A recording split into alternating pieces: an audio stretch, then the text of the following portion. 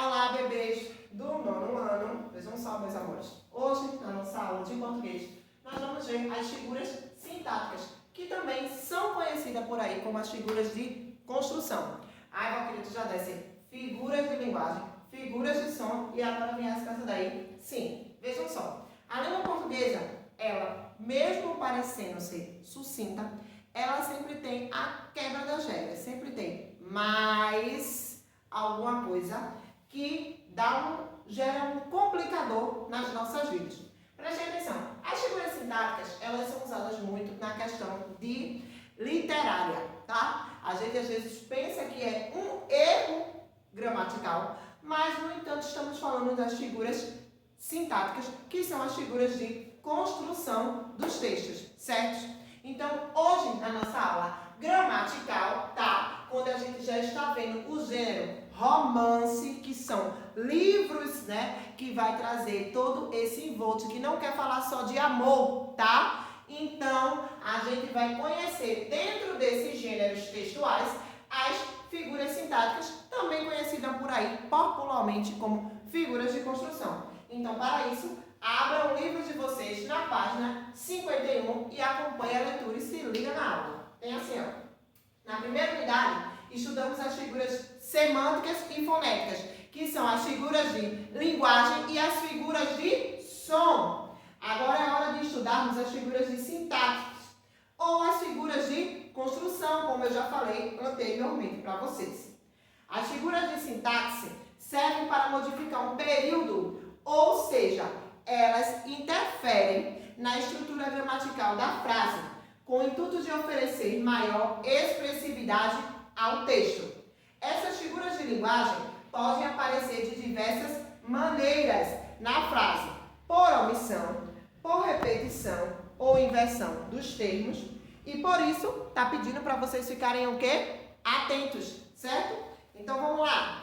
Página 53. Diz assim: as figuras sintáticas. Quais são elas, Valquírias? Elipse, zeugma, pleonasmo, polissindeto, assindeto, hiperbato ou inversão e silepse, que vai se dividir em silepse de gênero, de número e de pessoa, tá? A gente vai ver detalhado uma por uma aí. Diz assim, ó: releia o excerto do romance extraordinário, que é o gênero textual, o texto que a gente explorou na aula passada, tá? Diz assim: duas enfermeiras estavam na sala de parto na noite que nasci.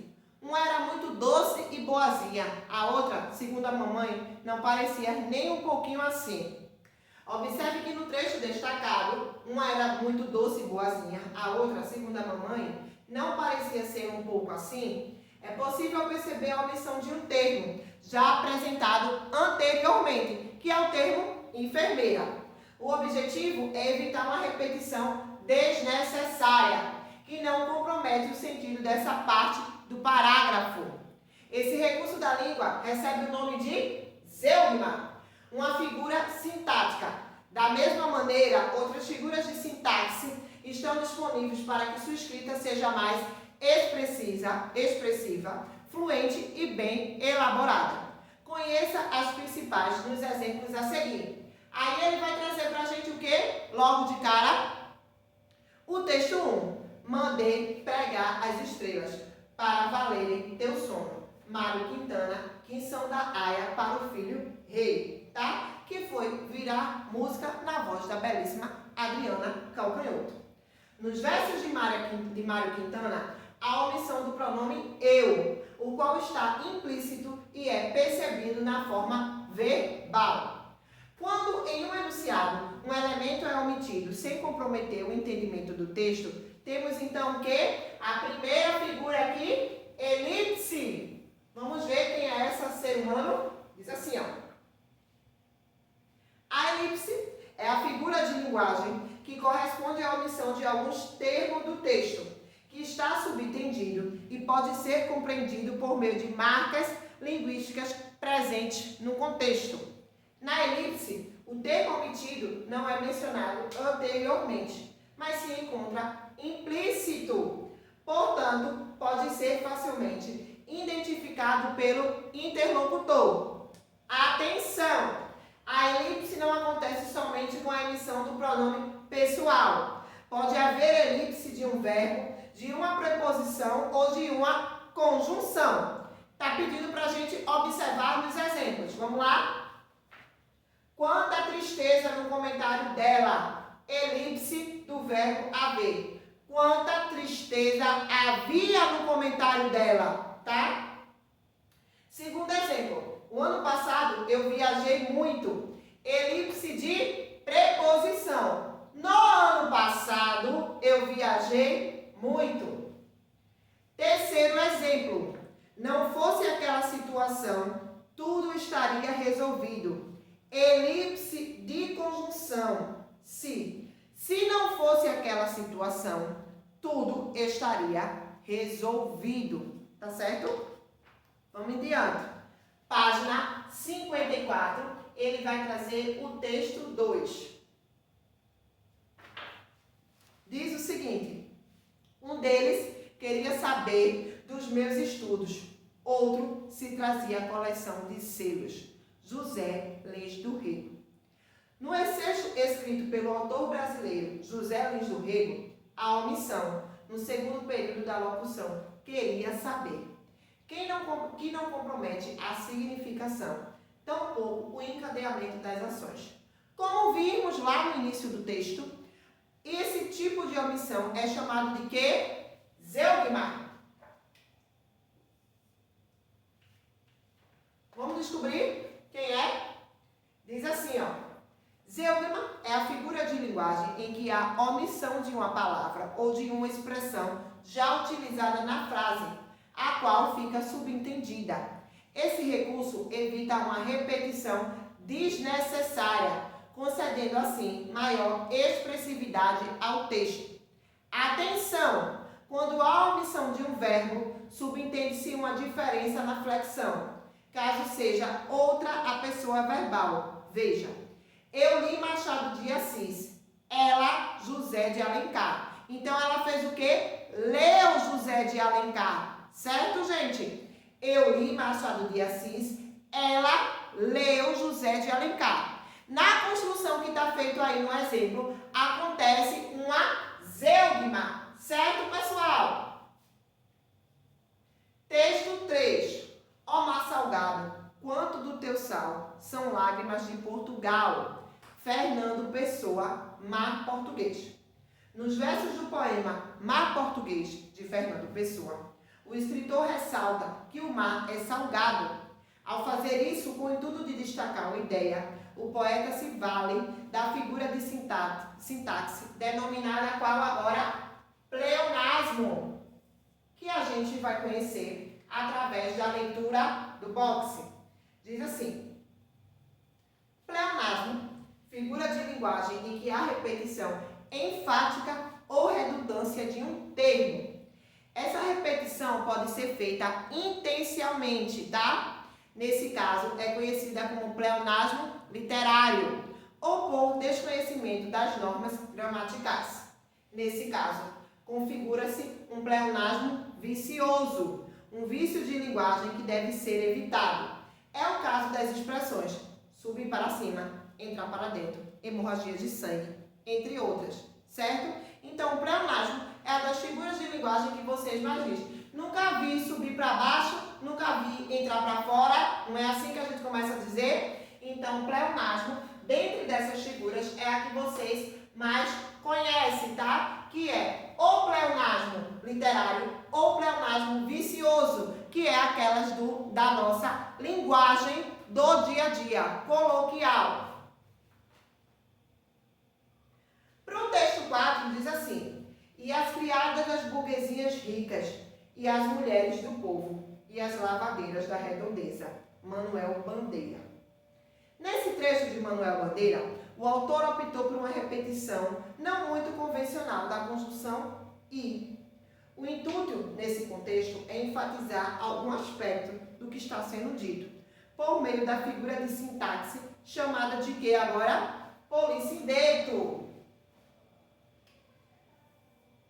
Quem é o polissindeto? Vamos lá. Polissindeto é a figura de linguagem que consiste na repetição de uma conjunção coordenativa, geralmente o I, mais do que é previsto pelas normas gramaticais. O objetivo é dar ênfase a algum aspecto dito ou escrito, tá? Como foi no caso lá do E-sexto tirado do poema de Manuel Bandeira. O texto 5 diz assim: vim, vi e venci, de Júlio César. Aí ele vai fazer uma ponte, diz assim: você estudou a história de Roma e dos imperadores romanos. A frase atribuída a Júlio César, vim, vi, venci, vini, vidi e vici em latim, foi pronunciada por ele em uma mensagem ao Senado romano, evidenciando sua vitória sobre Farnaces II na Batalha do Ponto. Farnaces II do Ponto, na Batalha de Zela. A frase serviu tanto para proclamar o efeito do imperador, como também para alertar os senadores do poder militar que ele tinha. Certo, gente? Então diz assim: na famosa frase do romano Júlio César, ao optar pela falta do conectivo o autor destaca o valor que cada uma das ações representa em si mesma. Trata-se da figura de linguagem qual agora? O assindeto. A repetição é o polissindeto. E a falta da conjunção I é o assindeto. Vejam como uma completa a outra, certo? Então diz assim: trata-se da figura de linguagem assindeto. Palavra formada pelo prefixo a, que indica negação, mas o verbo de origem grega sindeu, que significa unir, ligar, não ligação. Sendo assim, a falta do sindeto, da conjunção, auxilia a estabelecer a representatividade daquilo que foi declarado.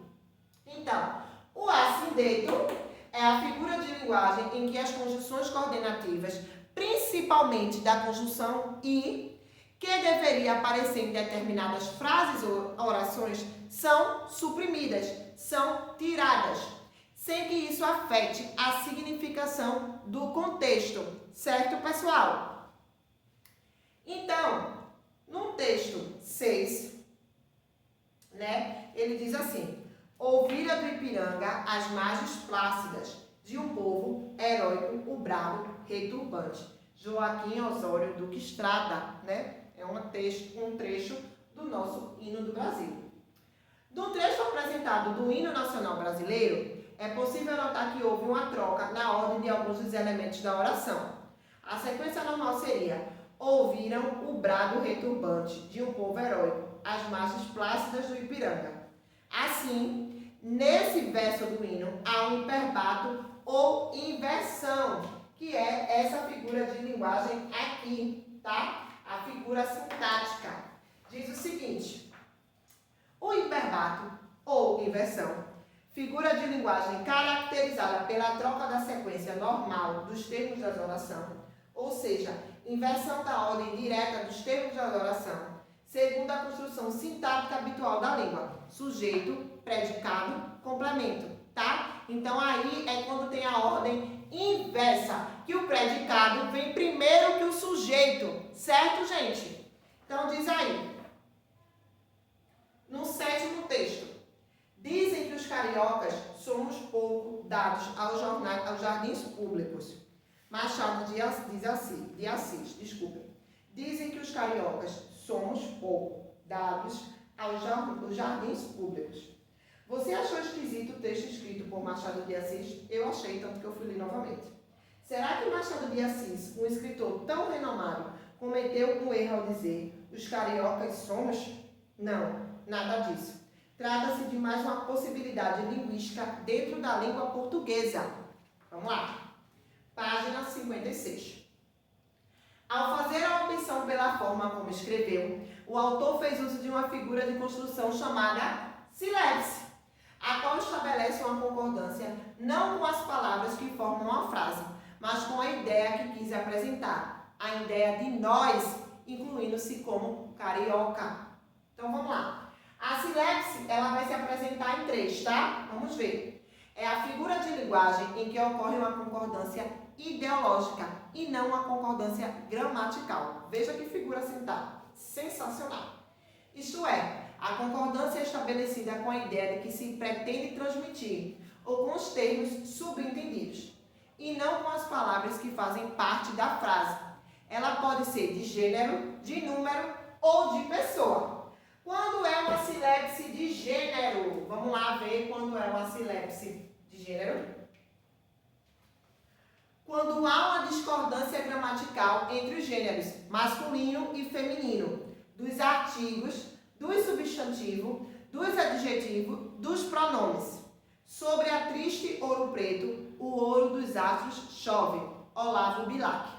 Nesse exemplo, a silépse de gênero, pois o artigo a concorda com a ideia que Ouro Preto é uma cidade, tá? Quando é silépse de número, pessoal? Vamos lá, de número. O que é que ela tem para nos dizer? Quando o sujeito é uma palavra no singular, que transmite uma ideia de coletividade, mas a discordância gramatical entre o sujeito no singular e os verbos das orações, que se encontram no plural. Povoaram os degraus, muita gente de sorte. Camilo Castelo Branco. Nesse caso, o verbo povoaram concorda com a ideia de plural, contida na expressão no singular. Muita gente de sorte, tá? E quando é uma silépse de pessoa?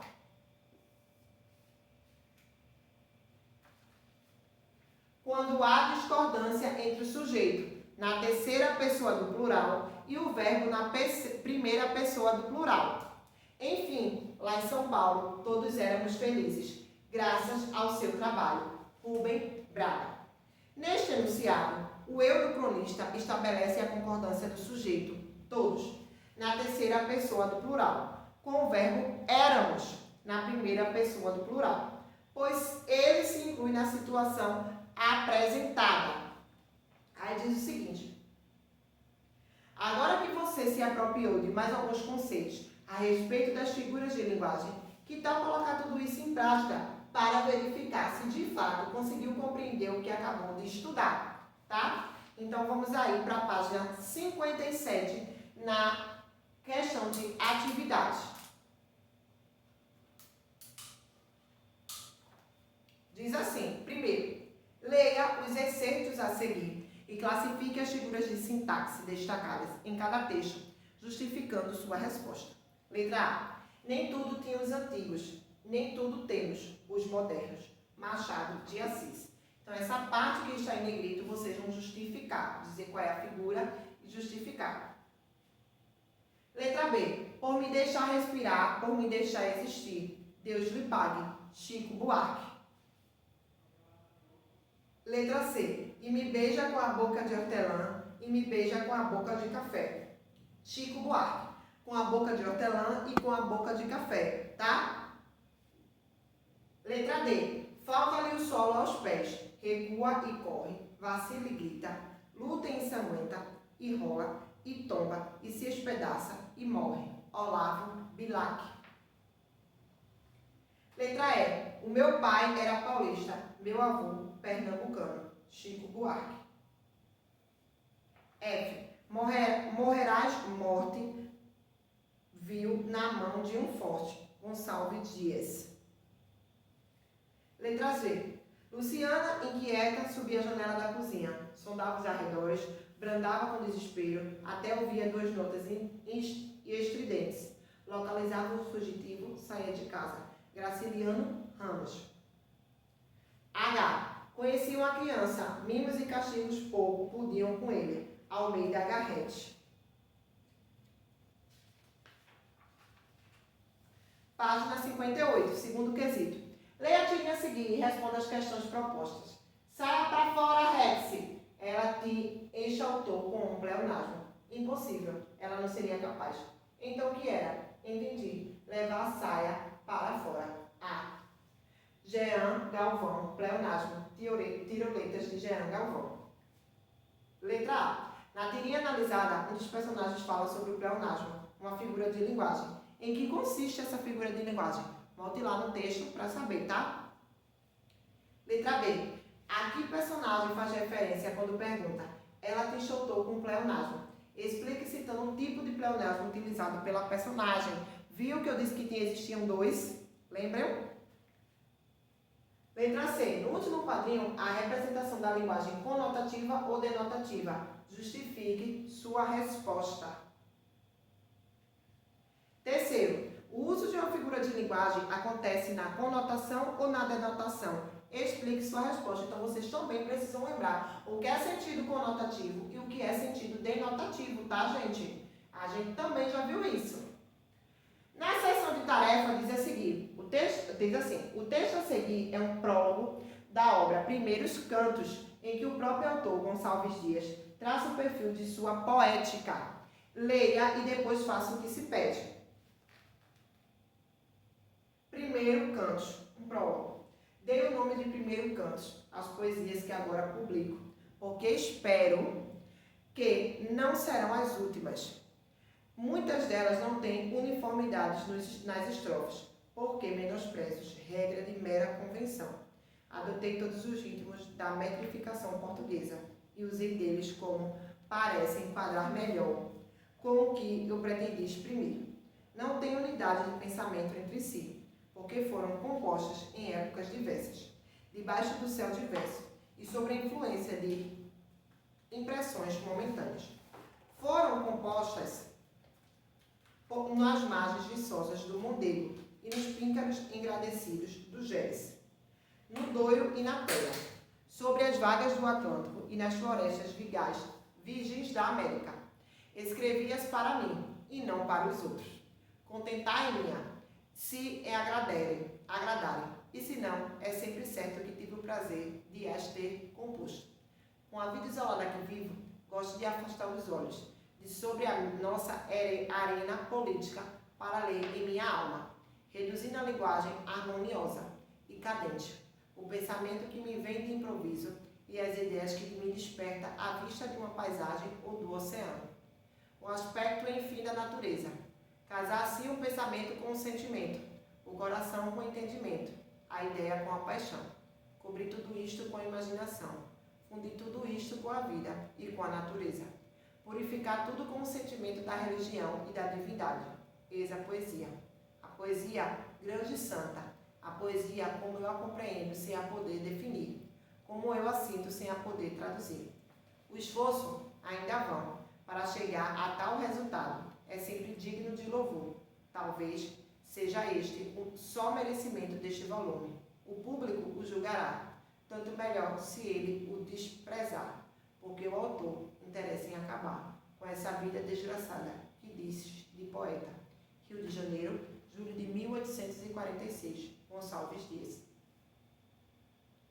Primeiro, que traços destacados pelo autor prevalecem nos textos poéticos que ele escreve. Explique sua resposta. Segundo, as ideias do texto são concluídas por meio da afirmação de que o leitor que será responsável por julgar as obras do referido poeta. Qual é a opinião do poeta em relação a esse julgamento? Comente sua resposta. É preciso que vocês leiam novamente esse texto, que é um texto de palavras difíceis, tá? Terceiro, classifique a seguir as figuras de sintaxe em destaque nos trechos extraídos do texto lido. Letra A. Dei o nome de Primeiros Cantos às poesias que agora publico. B. Com a vida isolada que vivo. C. Cobrir tudo isto com a imaginação, fundir tudo isto com a vida e com a natureza, purificar tudo com o sentimento da religião e da divindade. Eis a poesia. Quarto quesito. Classifique as figuras de sintaxe dos exceitos seguintes. Letra A. Capitu parece vencer-se a si mesma, de Machado de Assis. B. Da lua os claros raios mutilavam, é de Camões. C. Pedro é assim mesmo, come, bebe, vai embora, não diz nada.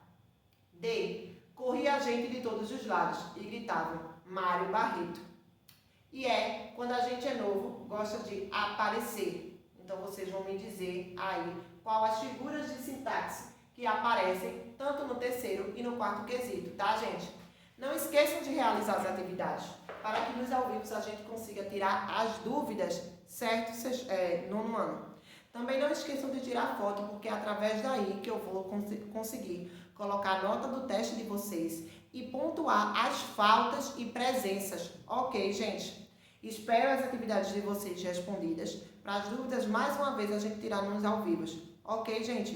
Beijos e até a próxima aula.